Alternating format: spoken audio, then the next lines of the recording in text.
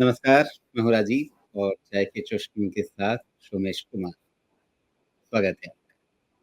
अब बात में जिस तरह से कामकाज हो रहा है, अगर आप दिन के अंत का देखें कितना बढ़ा, कितना घटा सेंसेक्स और कितना घटा-बढ़ा निफ्टी 50 तो आपको समझ में नहीं आएगा कि दिन भर के अंदर क्या खेला हो गया।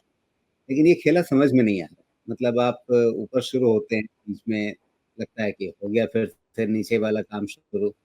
फिर जब लोगों को लगता है अरे बहुत मतलब ये तो गिरने लगा, वापस लोग डरते हैं तो फिर से वापस चढ़ जाता है, संभल जाता है। कुल मिला के हिसाब बराबर। नीचे खुले तो ऊपर आके बाउंस होके बंद, ऊपर गए तो ऊपर से धक्का मार के वापस नीचे ठेल दिया। हो क्या रहा है बाज़ार में? और सबसे बड़ी चीज़ बॉटम बना कि नहीं बना? तो जैसा राजीव जी अभी जस्ट थोड़ी देर पहले आपको मैं कह रहा था कि यूएस में एक बच्चा है वो रोना बंद करे तो कुछ हो आगे जाके। वो सब आपने तो बोलता भेद है खोल एक ही। दिया। आपने भेद खोल दिया कि मतलब लाइव शुरू होने से पहले भी हम लोग थोड़ी गपशप करते हैं। तो थोड़ी गपशप तो करते ही हैं जब तक जी, रेडी हो। तो ऐसा है कि अब एक्चुअली वो बच्चे की तरह ही बिहेव कर रहे हैं। ये जी। खिलौना ला के दो तो हम आगे खाना खाएँगे, दूध पिएँगे, नहीं दोगे तो आधा ही दूध पिएँगे। तो ऐसा तो सिचुएशन है वहाँ पे, एक दिन दूसरा। एक्चुअली मेरे हिसाब से यूएस इकोनॉमिक पॉलिसी पे लोगों का जो विश्वास है, वो टूट रहा है। जो उनकी कंप्लेन होती थी कि हमें भारत की पॉलिसी समझ में नहीं आती, आज ये है, कल वो है। आज उनके घर में ये हालत है कि उनकी पॉलिसी ना हमें समझ में आती है, ना न खुद पूरे उन्हें दुनिया को समझ में आती है। पूरा और न खुद संसार उनको समझ कन्फ्यूज़ खुद उन्हीं को है। नहीं समझ में आ रहा है। उनको ही नहीं समझ में आती है। तो ऐसे कन्फ्यूज़न में होगा क्या? बाज़ार ऐसा ही रहेगा उनके और सेंट्रल बैंक को समझ में नहीं आ रहा कि सरकार क्या करना चाहती है और आगे क्या होगा इकॉनमी में। सर पहले तो सेंट्रल बैंक खुद ही समझने कि अभी तक वो करते क्या वो तो हैं। ख़ैर आपकी पुरानी समस्या है, वहाँ के सेंट्रल बैंक उन्होंने से। तो इकोनॉमिक्स उल्टे तरीके से लिख दिया है और बाकी ये भाई साहब आ गए हैं लिखने के लिए। तो नेट-नेट मामला ऐसा है राजीव जी कि मुझे इन पूरे सिचुएशन में फॉर सम रीज़न मुझे लगता है मेबी समय लगेगा लेकिन हम इमर्ज होंगे एज़ बेनिफिशियरी। क्योंकि हमारे यहाँ स्टेबिलिटी है, हमारे यहाँ पॉलिसी स्टेबल है, हमारे यहाँ कंजम्पशन है सब कुछ है और उधर में सिर्फ़ कन्फ्यूज़न है। तो अगर यूरोप भी राइज़ करने की कोशिश करता है, जो कि मुझे उतना तो नहीं लगता है, तो भी वो भारत की तरफ मुड़ेगा। बाकी चाइना भी भारत से हाथ मिलाने की कोशिश करेगा, क्योंकि चाइना का सीधा अभी टसल चल रहा है यूएस से।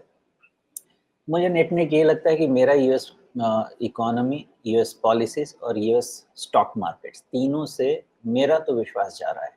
डेटा भी मुझे जी, ऐसा ही लगता है और लेकिन हमारा इसमें डेटा ऐसा है। हुँ, जो ड्रैगन और हाथी साथ में नाचेंगे क्या, इस सवाल पे मतलब आपको उनकी हरकतों की इतनी पुरानी हिस्ट्री है कि वो बोलते कुछ हैं और उसके बाद करते क्या हैं। मतलब हाथी कभी ड्रैगन पे भरोसा नहीं कर सकता।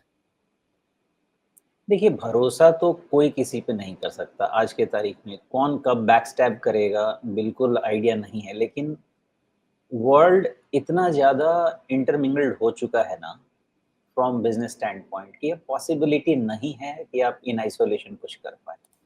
एकदम पॉसिबिलिटी नहीं। इसलिए भले ही अंदर में जैसे बोलते हैं ना पीछे घूम के अलग मुँह बनाना और सामने में मुस्कुराते रहना, वैसा वाला ही चलने वाला है बिकॉज़ रास्ते नहीं है। चाइना को भारत में सामान बेचना है, यूएस को भारत में सामान बेचना है। चाइना को यूएस में सामान बेचना है, यूएस को चाइना से सामान लेना है क्योंकि उनके मैन्युफैक्चरिंग वीक है, तो ये सब चीज़ चलता रहेगा। इसी में वर्ल्ड में वोलेटिलिटी चलती रहेगी बट जीवन चलता रहेगा, रुकने वाला नहीं। और इसमें जो भी स्टेबल रहेगा हमारे जैसा अभी चल रहा है तो मुझे नेट-नेट मैं तो समझता हूँ हम स्ट्रॉन्ग फूटिंग पे हैं और हमें फ़ायदा होगा। जी, तो हम मजबूत हैं, हमें फ़ायदा होगा ये बात तो ठीक है, चलिए इसी उम्मीद पे। लेकिन अब बाज़ार में करना क्या है? जहाँ पे बाज़ार आपको इंट्राडे में वो क्या करने वाला है वो नहीं समझाता है। शॉर्ट टर्म में क्या करने वाला है वो नहीं समझाता है और लॉन्ग टर्म में बॉटम बना या नहीं बना वो मैं आपसे पूछ रहा हूँ। आप कहते हैं अच्छा देखेंगे अभी। जी मुझे एक बार राजीव जी 26,000 मुँह से निकल गया, भगवान करे आ जाए। मैं एक बार मुझे 22,700 के ऊपर क्लोज़ चाहिए, जस्ट एक बार।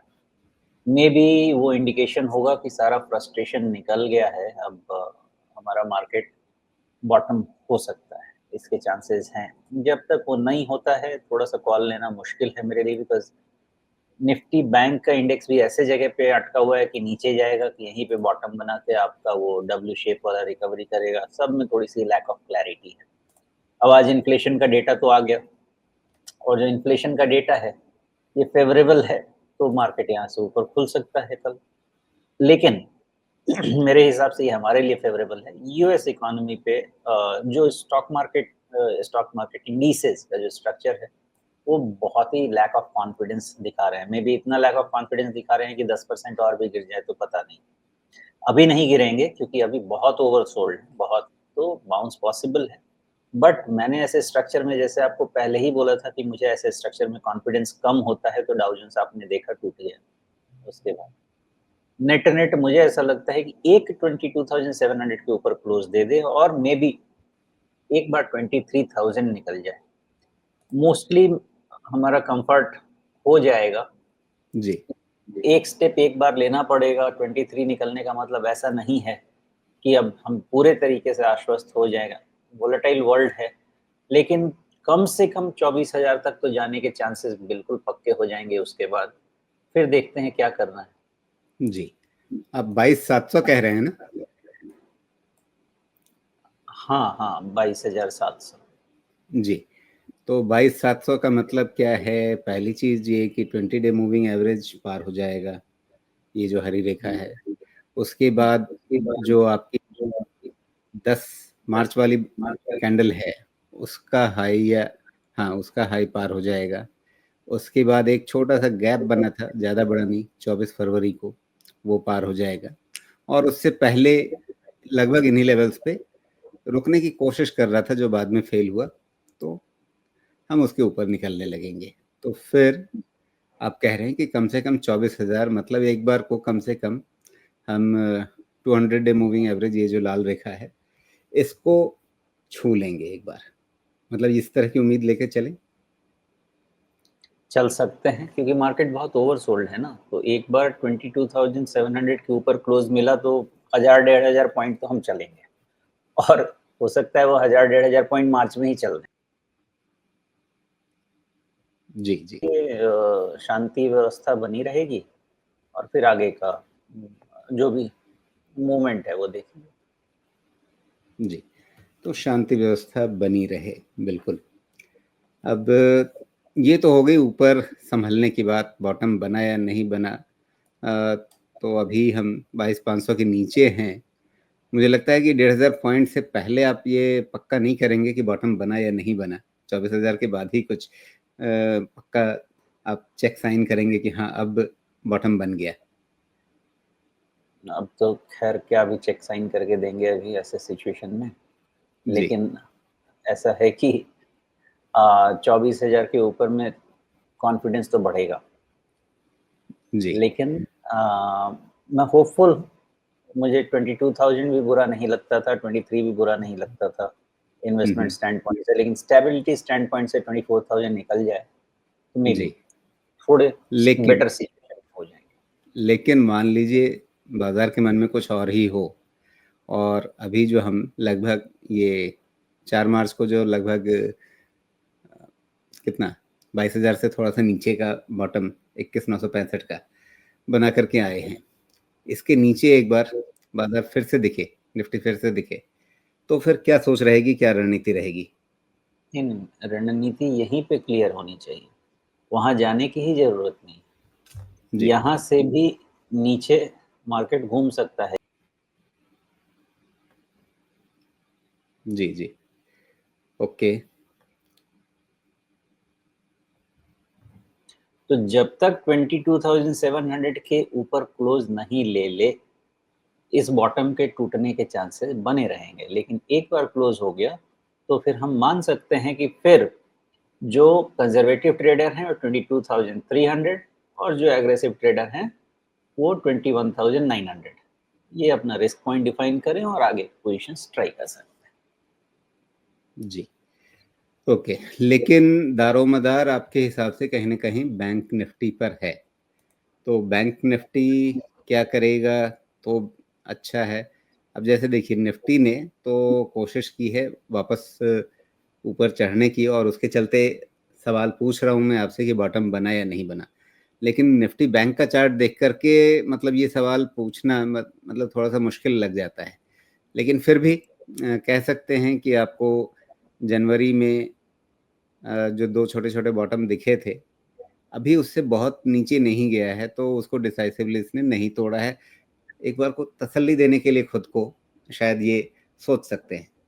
सोचना ठीक रहेगा या मतलब मामला गड़बड़ है? एक्चुअली निफ्टी बैंक के हालात ऐसे होते नहीं अगर इंडसइंड बैंक वाला केस होता नहीं। जी, मेन वहीं से असर आया है, तो अगर उसको थोड़ा-सा माइनस करके देखें तो बैंक निफ्टी उतनी खराब नहीं है। वो इवेंट निकल गया, हालाँकि मैंने ये देखा कि जिस दिन ये डिस्क्लोज़र आया, उसके 2 दिन पहले जितने ब्रोकर्स, फॉरेन ब्रोकर्स खासकर थे, उन्होंने बुलिश रिपोर्ट निकाली हुई थी और सब टारगेट ऊपर थे।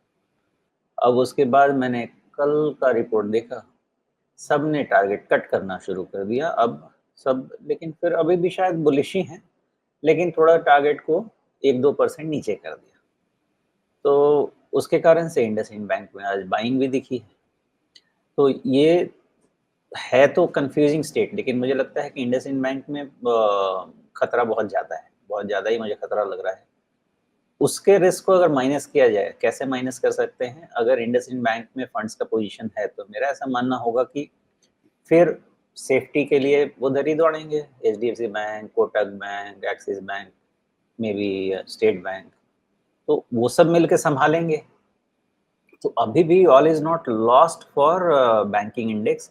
थोड़ा-सा वीकनेस इंडसइंड बैंक की नेगेटिविटी के कारण आया हुआ है। बिकॉज़ वो कह तो रहे हैं जितना एस्टिमेट बोला था मैं भूल गया कितना 1000 करोड़ का आया था।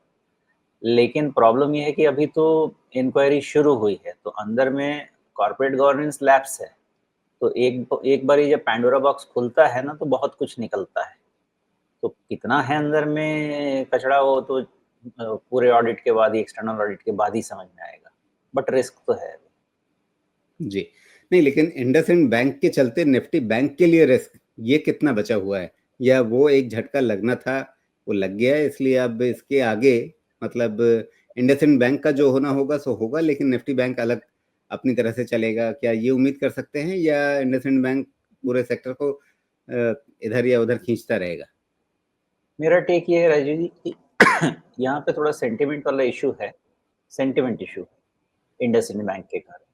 लेकिन एक थोड़ा शेक ऑफ तो हो गया और बस एक निफ्टी बैंक भी 48,500 निकल जाए ना, तो हम भी थोड़े से आश्वस्त हो जाएँ कि वो चीज़ पच गई है और अब यहाँ से सिचुएशन बेटर होगा। जी।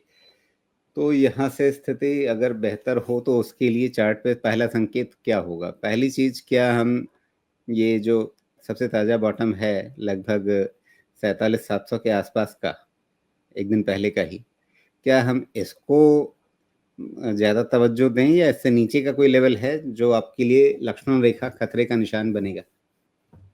मेरे हिसाब से फिर से उल्टा देखना पड़ेगा। हमने अपना काँटा अटकाया हुआ था 49,500 50,000 पे। धीरे-धीरे उसको नीचे लेके आएँगे। मेबी अभी तो नहीं, लेकिन 3-4 दिन में समझ में आएगा, मेबी 49,000 पे फाइनली उस चीज़ को लेके आएँगे।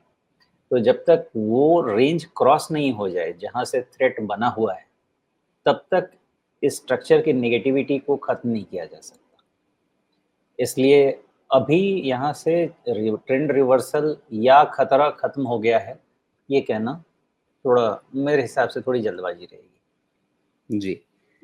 तो निफ्टी बैंक के लिए बहुत अभी उत्साहजनक तस्वीर नहीं है, और आईटी का तो ख़ैर क्या ही हाल है। आईटी ने जो अभी स्थिति दिखाई है वो तो दिख ही रहा है। आज एक बार फिर से बहुत भारी ज़ोरदार बिकवाली इस सेक्टर में दिखी है और इस सेक्टर के तमाम लीडर्स में दिखी है।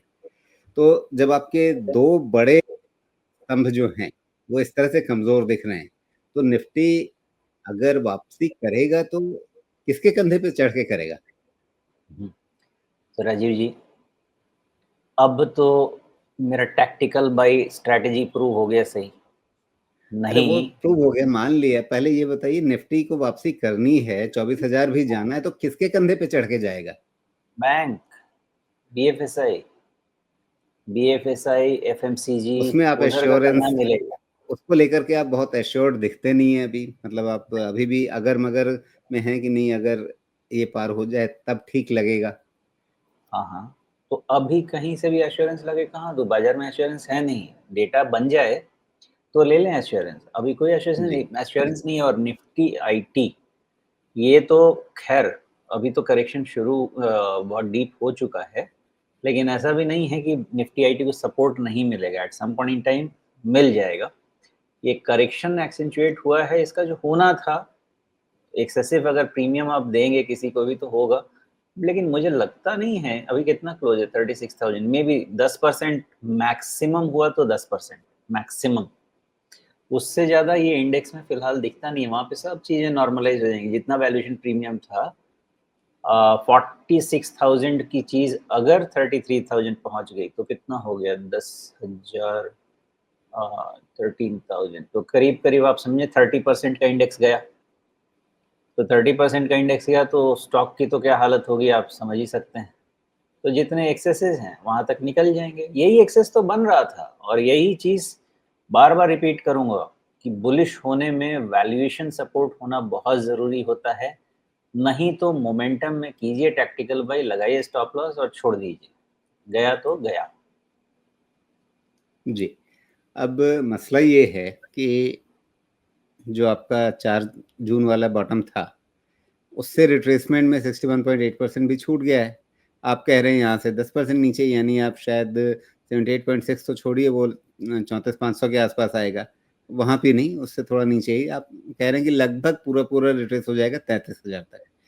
क्या अब समय ये है कि हम रिट्रेसमेंट को उठा करके ये 4 जून की तारीख भूलें और उससे पहले जहाँ से लगभग 26,000 के आसपास से चला था, हम अब वहाँ से देखना शुरू कर दें इसको? ये कहाँ लेके जा रहा है हमें? रिट्रेसमेंट लेवल किस लेवल पे? अब इसका 61.8 जो आ रहा है, वो आ रहा है आपका लगभग 33,800 के आसपास। और मैंने लेवल तो ठीक ही है आपने ना कहा। राजीव? जी, हाँ, आसपास ही है। मतलब 34-33,000 के रेंज में कहीं भी ये जी। इंडेक्स स्टेबलाइज तो होना शुरू हो जाएगा, तो ये एक्सेसेस जो निकल पूरी जाएंगे। टैक्टिकल तेज़ी थी, उसका पूरा 61.8% रिट्रेसमेंट देख रहे हैं आप? वो हो जाना चाहिए, और अच्छा भी है इंडेक्स के लिए। जी, लेकिन एक बार में नहीं होगा, ध्यान रखेंगे, क्योंकि यूएस मार्केट ओवरसोल्ड है तो इसमें भी शॉर्ट कवरिंग आएगी, ये मार्केट भी इंडेक्स भी ओवरसोल्ड है। धीरे-धीरे एडजस्टमेंट होगी।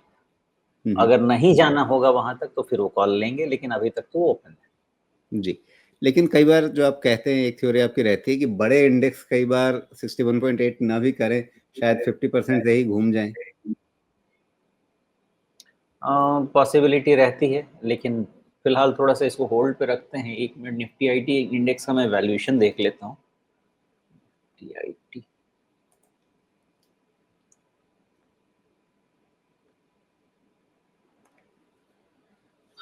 हुँ,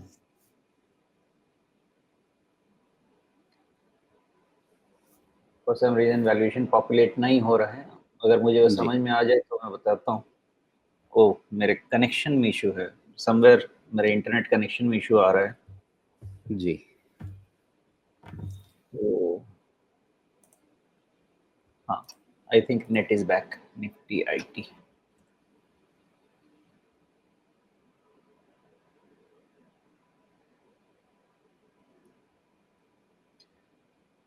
हुँ, अचानक से ये नेट भी कभी-कभी परेशानी कर देता है। मुझे लगता है कि जो वैल्यूएशन करेक्शन है ना आईटी इंडेक्स का, जी, ये ऑलमोस्ट ऑलमोस्ट डन है शॉर्ट टर्म का। लेकिन लॉन्ग टर्म का राजीव जी अभी भी यहाँ से 28, 22, यानी करीब हम बात कर रहे हैं 6, 20% मीडियन डाउन है यहाँ से भी। तो पॉसिबिलिटी है कि वो फुल करेक्शन हो जाए। इसलिए अभी इस पे कोई डिसीज़न लेने की सिचुएशन में मैं नहीं रहूँगा। जब ये बॉटम बनता हुआ दिखे, तब जाके इस पे लेंगे। फिलहाल मान के चलिए कि correction is on, short covering is possible and then again correction.